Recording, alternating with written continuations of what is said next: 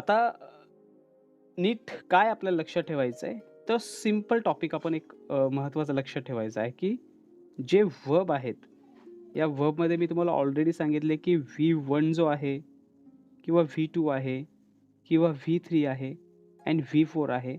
हे 4 जे क्रियापद आहेत ना, तर त्यांचं S plus V plus O. बघा आपलं काय चाललंय S plus V plus O. हे व्ही जे दिसतं ना, या व्हीचे एकूण 4 प्रकार पडतात. एकतर V1, एकतर V2, एकतर V3 किंवा एकतर V4. मग हे झालं इंग्लिशमध्ये. मराठीमध्ये जर आपण म्हटलं तर आपलं ठरलेलं आहे, की कर्ता आधी येतो, त्यानंतर कर्म येतं आणि त्यानंतर क्रियापद येतं. हे तुम्हाला ऑलरेडी मी सांगितलेलं आहे. मग हे जे क्रियापद येतं ना शेवटी, मग मराठीमध्ये कोणतंही आपण म्हणतो ना, की मी अभ्यास केला, मी अभ्यास करतो, मी अभ्यास करेन, असे शब्द वापरतोय. केला, करतो असे शब्द वापरतोय. तर हे क्रियापदाला जर या ठिकाणी, कोणत्या ठिकाणी, की पहिलं V1 जे आहे, हे म्हणजे इथे त, तो, ती, ते हे माहिती लक्षात ठेवायचं. त्यामुळं कॉन्सन्ट्रेट करा, की ज्यावेळेस V1 येतं ना, तर त्यावेळेस ते त, तो, ती, तेच येतं. V2 जर आलं, तर याला ल, ला, ली, ले म्हणजे ल येतं एवढं लक्षात ठेवा. ल, ला, ली, ले फक्त एक सिंगल ले. V3 जर म्हटलं, तर लेला, लेली किंवा लेले. पण पुढे त्याला प्लस सपोर्टिंग व्हर्ब येतं ते आहे किंवा आहेत. हे सपोर्टिंग व्हर्ब पण येतं. म्हणजे लेला, लेली आहे किंवा आहेत. आणि V4 आहे ना, याला फक्त शब्द एकच आहे त. पण नुसतं त आणि त्याच्यापुढे आहे किंवा आहेत. हे त्याला सपोर्टिंग पण येतं. म्हणजे इथे सपोर्टिंग येतं आणि इथे सपोर्टिंग येतं. याला सपोर्टिंग नाहीये, याला सपोर्टिंग नाहीये. त्यामुळे आपण आता वन बाय वन एक टॉपिक आपण करत चाललोत आणि प्रॉपरली आपण तो बोलायचा प्रयत्न करतोय. आता पहिलं कॉन्सन्ट्रेशन आपलं आहे, की V1 कडे. Okay. Let we are just pay attentions on V1 also. आपण आता लक्ष फक्त V1 वर आपल्याला करायचंय. आता V1 वर लक्ष करताना आता काय येईल नीट लक्षात ठेवायचं बघा. V1 म्हणजे तुम्हाला एक गोष्ट क्लिअर कळाली, की इट्स अ सिंपल फॉर्म. हा V1 जो आहे ना, हा सिंपल फॉर्म आहे. सिंपल याला आपण सिंपल म्हणूयात. सिंपल म्हणजे काय, की जनरली आपण जी क्रियापदं वापरतो जनरली. मग ते क्रियापदं कोणती आहेत? तर समजा पाणी पिणे. पाणी पिणे जर म्हटलं तर टू ड्रिंक आलं. पण याच्यापुढे आता आपल्याला टू ड्रिंक नाही म्हणायचंय. पाणी पिणे जर कोणी म्हटलं ना, तर आपल्याला टू ड्रिंक नाही म्हणायचं. याचं झालं पाणी पिणे. किंवा धावणे जर म्हणायचं तर टू रन. पोहणे टू स्विम. असे काही शब्द आहेत. मग आता एक गोष्ट आपण क्लिअर लक्षात ठेवायची, की ज्या वेळेस आपल्याला आता हे टू जेव्हा वापरलं ना, तर ते हे V1 नाही होणार आपलं स्पीकिंगमध्ये हे वेगळं आलं. पण आता V1 मध्ये काय येणार? V1 मध्ये त्याचे प्रॉपर वर्ड येणार. एकदम त्याचे बेस. म्हणजे तो उदाहरण ड्रिंक म्हटलं होतं ना आपण टू ड्रिंक, तर इथे फक्त आलं ड्रिंक. नुसतं आलं ड्रिंक. आता ड्रिंक म्हणजे तुम्हाला एक गोष्ट क्लिअर कळाली, की ड्रिंक म्हणजे काय? पिणे नाही म्हणता येणार आता. काय म्हणायचं? पितो म्हणायचं. काय म्हणायचं? Very good. पितो. म्हणजे मुलगा असेल तर पितो, मुलगी असेल तर पिते. अनेक जण असतील किंवा एखादा प्राणी असेल तर किंवा अनेक असतील तर पितात. आपण म्हणणार ना पितात. आलं लक्षात? आता हे ड्रिंक फक्त एक ड्रिंककडे आपण थोडं कॉन्सन्ट्रेट करूयात. म्हणजे ड्रिंकचाच वापर करून आपण हळू-हळू एक गोष्ट शिकूयात. मग आता एक लक्षात ठेवा, की मी तुम्हाला प्रोनाउन्स ऑलरेडी सांगितलेले आहेत. कारण मी तुम्हाला ऑलरेडी म्हटलेलं आहे, आपलं सेंटन्स कन्स्ट्रक्शन कसं आहे, की S plus V plus O हे आपलं सेंटन्स कन्स्ट्रक्शन्स आहे. याआधी आपण V1 बघितला. हा व्ही बघितला ना, हा व्ही काय बघितला माहिती आहे? यापूर्वीचे जो मागील महिना जो आपला पूर्ण झालेला आहे, तो आपण V1 काय बघितलं? आपण सपोर्टिंग व्हर्ब म्हणूनच बघितलेलं आहे. मग सपोर्टिंग व्हर्बमध्ये आपण काय-काय बघितलंय? तर टू बीची रूपं म्हणजे am, is, are, was, were किंवा टू हॅवची रूपं हॅज, हॅव, हॅड किंवा टू डूची रूपं नाही. फक्त टू हॅव, टू बी आणि टू हॅव पर्यंत आपण बघितलं. आता व्ही आपल्याला सपोर्टिंग नाही घ्यायचं. आता व्ही आपण आत्ता यापुढे व्हीचं डिस्कस करतोय. ते करतोय आपण इट्स अ मेन व्हर्ब. काय करतोय डिस्कस आपण मेन व्हर्ब. मग मेन व्हर्बमध्ये आपला इथला व्ही चाललेला आहे ना, हा V1 चाललेला आहे. एवढं लक्षात ठेवायचं आता. मग आता कोणतंही सेंटेन्स असेल S plus V plus O, तर यामध्ये आता व्ही जे आहे ना, तर याला आपण जर ड्रिंक म्हटलं, याला जर आपण काय म्हटलं इथे ड्रिंक म्हटलं. महत्त्वाचा टॉपिक आहे परत सांगतोय कॉन्सन्ट्रेट द्या. इकडे-तिकडे अजिबात लक्ष नकोय. थोडा किचकट टॉपिक आहे. प्रेझेंट टेन्सचा सुरुवातीचाच थोडा वेगळा आहे. पण एकदा का तुमच्या डोक्यात आलं ना, की तुम्हाला ते कळेल. त्यामुळे लक्ष द्या. आता इथे V1 मी ड्रिंक इथे शब्द वापरले. It's a drink.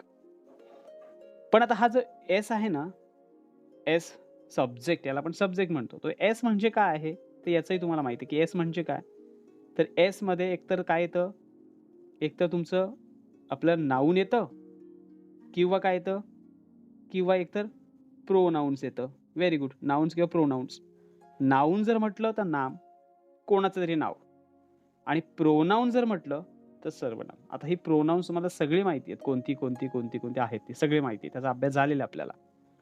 फक्त आपण V1 आहे ना, तो आता या रूपाकडे वळतोय. असं ड्रिंक हे प्रॉपर व्ही जे आहे, याकडे आपण कॉन्सन्ट्रेट करतोय.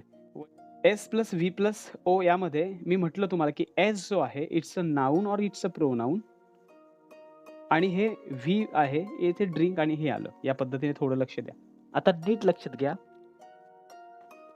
की या ठिकाणी आता ड्रिंक जे आपण वापरतोय ना, ते ड्रिंकच्या ऐवजी बऱ्याच वेळेला ड्रिंक्स पण येतं. ड्रिंकच्या ऐवजी काय येतं? ड्रिंक्स पण येतं. म्हणजे मी तुम्हाला म्हटलं होतं, की टू ड्रिंक आहे ना, टू ड्रिंक म्हणजे पिणे. पण डिक्शनरीमध्ये ड्रिंक आणि ड्रिंक्स हे दोन्ही शब्द असू शकतात. पण त्यांनी फक्त एकच दिलंय टू ड्रिंक. म्हणून टू ड्रिंक हा एकच त्यांनी वर्ड डिक्शनरीमध्ये वापरलेला आहे. नाहीतर त्यांना हे 2 वापरता आले असते, ड्रिंक किंवा ड्रिंक्स. मग आता एक गोष्ट लक्षात ठेवायची, की V1 मध्ये नक्की ड्रिंक केव्हा वापरायचं आणि ड्रिंक्स केव्हा वापरायचं?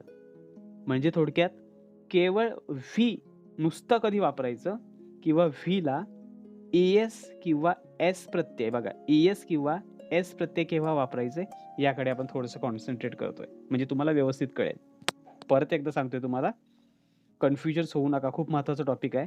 आत्ता जो आपण टॉपिक जो बघतोय ना, तो बघताना आपण हा V1 बघतोय, की याचं मराठीमध्ये क्रियापदाचा शेवट आहे त, तो, ती, ते. म्हणजे मराठीत जनरली आपण शब्द वापरतो ना, की आई स्वयंपाकघरात काम करतेय, मी अभ्यास करतो, मी लेक्चर ऐकतो. बघा तो सगळे शेवटी शब्द आलेत. त, तो, ती, ते चाललेलं आहे. माझी बहीण मस्ती करते, कोणाचा तरी आवाज येतो, सगळे शांत बसतात, आम्ही सगळे फिरायला जातो, आम्ही टीव्ही पाहतो, आम्ही मालिका पाहतो, आम्ही असे शब्द आपण वापरतो. तर हे शब्द वापरतो म्हणजे त शब्द आलेला आहे, तर तो तचा आपला चाललेला आहे, की जनरली हे शब्द आपण वापरतो ना बऱ्याच वेळा. हे वापरत असताना इंग्लिशमध्ये, मराठीमध्ये तर आपण एकच वापरतो त, तो, तिथे. पण इंग्लिशमध्ये काही शब्दाला ड्रिंक असं जर असेल, तर क्रियापदाचं मूळ रूप लागतं आणि काही शब्द आहेत त्यांना क्रियापदाचं ES आणि एस प्रत्यय लागतं. या 2 गोष्टी आपण नीट लक्षात ठेवायच्या. ES किंवा एस प्रत्यय लागतं. ते कुठे लागतं हे बघायचंय. तर आता जनरली मी तुम्हाला प्रोनाउन्स बद्दल काय सांगितलंय हे तुम्हाला क्लिअर सगळ्यांना माहीत असेल, की प्रोनाउन्स ही 2 प्रकारचे आहेत. एक प्रोनाउन्स आहे ते सिंग्युलर. सिंग्युलर म्हणजे फक्त एकच व्यक्ती असेल तर. आणि प्लुरल म्हणजे काय, की अनेक व्यक्ती असतील तर. आता सिंग्युलर म्हणजे त्याला मराठीत आपण एकवचन म्हटलेलं आहे. एकवचन म्हणजे उदाहरण मी जर म्हटलं, की दीक्षिताचा आवाज येत नाही. दीक्षिता जॉइन व्हायचा प्रयत्न करते. ती एकटीच आहे. ती प्रयत्न करते. It's a singular. मी ते नाव तिचं दीक्षिता पण घेऊ शकतो किंवा एखादा मुलगा असेल, की भूपेश तिला लिंक पाठवतो. तर पाठवतो म्हटलं तर त्याचं भूपेश नाव आलं. हा मुलगा झाला भूपेश. मग याऐवजी दीक्षिता शी इज अ गर्ल, त्यामुळे हिच्या ऐवजी आपण एक शी वर्ड्स वापरलेला आहे. जो प्रोनाउन्स आपण त्याला समजतो आणि भूपेश आहे याच्याऐवजी आपण ही शब्द वापरलेला आहे. आणि शी मुलगी किंवा मुलगा दोन्ही नसेल तर कोणत्याही निर्जीव वस्तूला, मग ती सजीव पण असेल, उदाहरण एखादं झाड असेल, तर त्याला आपण इट वर्ड वापरतो. हे तुम्हाला सगळ्यांना माहिती आहे. म्हणजे एखाद्या व्यक्तीचं नाव, एखाद्या मुलाचं नाव किंवा एखाद्या मुलीचं नाव म्हणजे ही, शी आणि इट हे तिन्ही एकवचनाचे प्रोनाउन्स आहेत. बघा, ही, शी, इट ही तिन्ही एकवचनाची प्रोनाउन्स आहेत. यासोबत आपण असंही म्हणू शकतो, की एखाद्या मुलाचे नाव किंवा एखाद्या मुलीचे नाव. एखाद्या मुलाचे नाव किंवा मुलीचे नाव. एखाद्या मुलाचे नाव किंवा एखाद्या मुलीचे नाव. हे झालं सिंग्युलरमध्ये. मग असं जर सिंग्युलर आलं ना, असं जर सिंग्युलर येत असेल, तर अशा सिंग्युलर आल्यानंतर क्रियापदाला नेहमी नीट लक्षात ठेवा, क्रियापदाला नेहमी एस किंवा ES प्रत्यय लावायचे. एस किंवा ES प्रत्यय लावायचे बघा. नीट लक्षात ठेवा. आणि प्लुरल असेल. आता प्लुरल म्हणजे काय तुम्हाला सगळ्यांना माहिती आहे. प्लुरल म्हणजे आपण काय म्हणू शकतो? प्लुरल म्हणजे काय म्हणू शकतो आपण मला सांगा? अनेक वचन आहे. मग अनेक वचन कोणतं आलं आता? अनेक वचन कोणतं आलं? कोण सांगेल तुमच्यातलं? बोला. अनेक वचन म्हणजे काय म्हणता येईल? बोला. What's are the pronoun in the plural form? Very good. You आहे. यू म्हणजे तू किंवा तुम्ही. दे आहे. Very good. दे म्हणजे ते, अनेक वचन. अजून वी आहे. बरोबर ना? यू, दे, वी म्हणजे आम्ही. आणि यामध्ये अपवाद नेहमी असतो तो आय. मी मागे तुम्हाला सांगितलेलं आहे की आय, यू, दे आणि वी. आय, यू, दे आणि वी हे सगळे आहेत ही अनेक वचनाचे आहेत. म्हणजे जर अनेक वचन करता जर असेल, काय असेल? अनेक वचन करता. अनेक वचन जर करता असेल, लक्षात फक्त एवढं ठेवायचं की एकच कोणतरी काम करत असेल ना, एकच सिंगल, शॉर्ट फॉर्म मध्ये सिंगल, एकच सिंगल. मग सिंगल म्हणजे कोण? समजा तू काम करतेस, प्राजक्ता काम करते, प्राजक्ता गाणं गाते. मी प्राजक्ता, आता प्राजक्ता हे एकटीच आहे. प्राजक्ता गाणं गाते ना, तर प्राजक्ता सिंग्स. मी सिंग आहे ना, त्याला सिंग्स वापरेल. Prajakta sings a song. गाणं गाते. लक्षात. ऐकते जर म्हणायचं असेल तर लिसनचं, लिसन म्हणजे ऐकणे, पण लिसनचं लिसन्स म्हणेल. लिसन्स म्हणजे काय? ऐकते. एस लागेल. हे एस का लागलं? कारण प्राजक्ता इज अ सिंग्युलर, ती एकटीच आहे. मग प्राजक्ताच्या ऐवजी इथे एखाद्या मुलाचं पण नाव असेल. मग समजा इथे यश मी म्हटलं की यश गाणं गातो, तर यश सेम येणार, सिंग्स अ सॉन्ग. किंवा यश लिसन्स अ सॉन्ग, सेम येणार. का? कारण प्राजक्ता एकटी मुलगी आहे, यश हा एकटा आहे. म्हणजे एकट्या व्यक्तीसाठी एकच असेल तर ES प्रत्यय लागेल. किंवा याच्याऐवजी कधी कधी प्रोनाउन पण येतं. मी प्राजक्ताच्या ऐवजी मी वर्ड वापरेल की ती गाणं गाते, शी. किंवा यश असेल तर मी असं म्हणेल की तो गाणं ऐकतो, ही आलं. किंवा ही आणि शी नसेल पण एकटंच काहीतरी असेल की इट असेल, तर त्यावेळेस एकच जर असेल, ही, शी, इट किंवा एखाद्या मुलाचं नाव, मुलीचं नाव काय असेल, तर त्यावेळेस क्रियापदाला नेहमी ES, एस किंवा एस प्रत्यय लावायचं, हे लक्षात ठेवायचं. कळालं? टॉपिक कळालं सगळ्यांना? एकच असेल तर. आणि जर अनेक असतील, अनेक, आता अनेक म्हणजे काय? समजा माझ्यासमोर प्राजक्ता पण आहे आणि यश पण आहे. तर मला जर असं म्हणायचंय प्राजक्ता अँड यश. प्राजक्ता आणि यश म्हणजे 2 जण आहेत. बरोबर की नाही? मग 2 जण आहेत तर मी त्याच्याऐवजी त्यांना मी असंही म्हणेल की तुम्ही गाणं ऐकताय का? मग मी म्हणेल you sing a song. You sing a song असं मी म्हणेल. यू म्हणजे त्यांना म्हटलं. किंवा माझ्या समोर जर अवंतिका असेल तर मी अवंतिकाला सांगेल की अवंतिका, ते बघ गाणे गातात. ते गाणे गातात म्हणजे दे. दे म्हणजे ते दोघे जण, प्राजक्ता, यश. दे सिंग अ सॉन्ग. म्हणजे यू आलं, दे आलं. आणि एक याला अपवाद आहे, तो नेहमी मी तुम्हाला सांगितलेला आहे की जो आय, हा आय जो आहे ना, मी एकटा पण नाही आणि काहीच नाहीये. त्यामुळे हा आय जो आहे तो अनेक वचनाचा समजला जातो. म्हणजे आय सिंग अ सॉन्गच येईल. I sing a song. आलं लक्षात?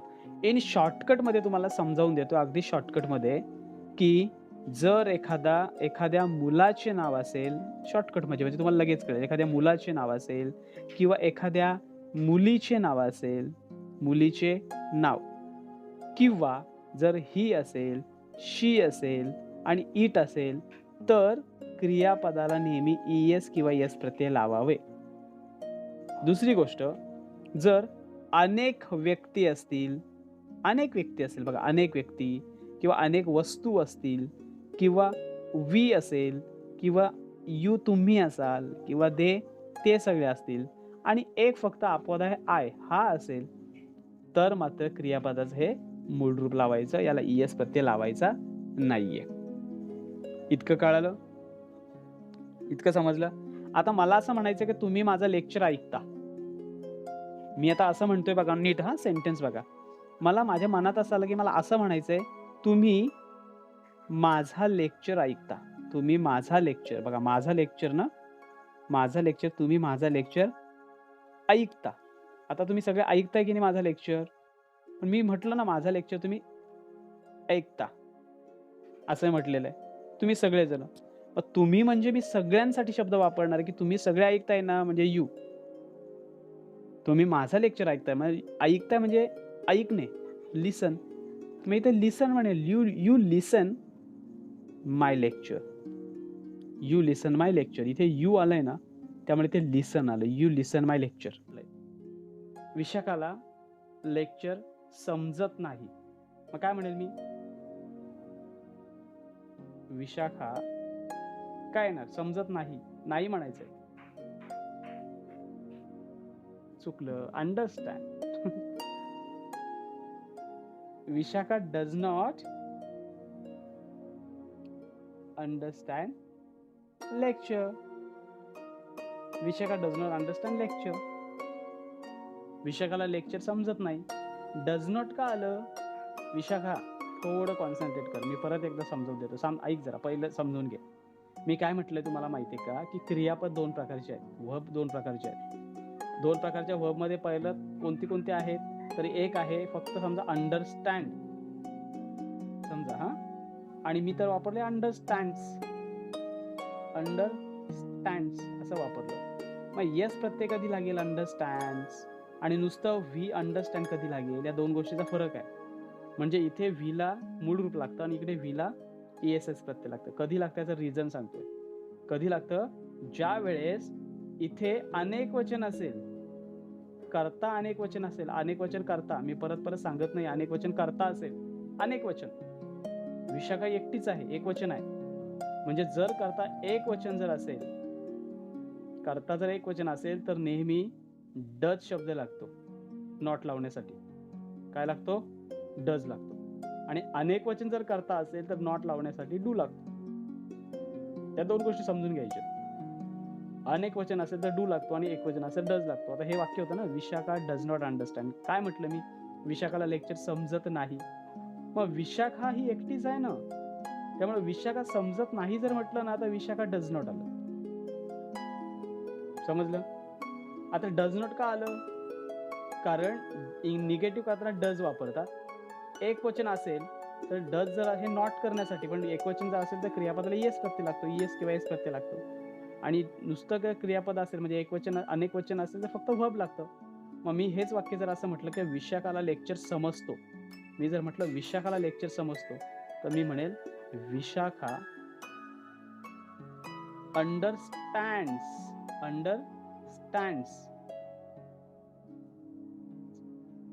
The lecture. Vishakha understand the lecture. Understands S का वापरलं मी इथे? कारण विशाखा इज अ सिंग्युलर, ती एकटीच आहे.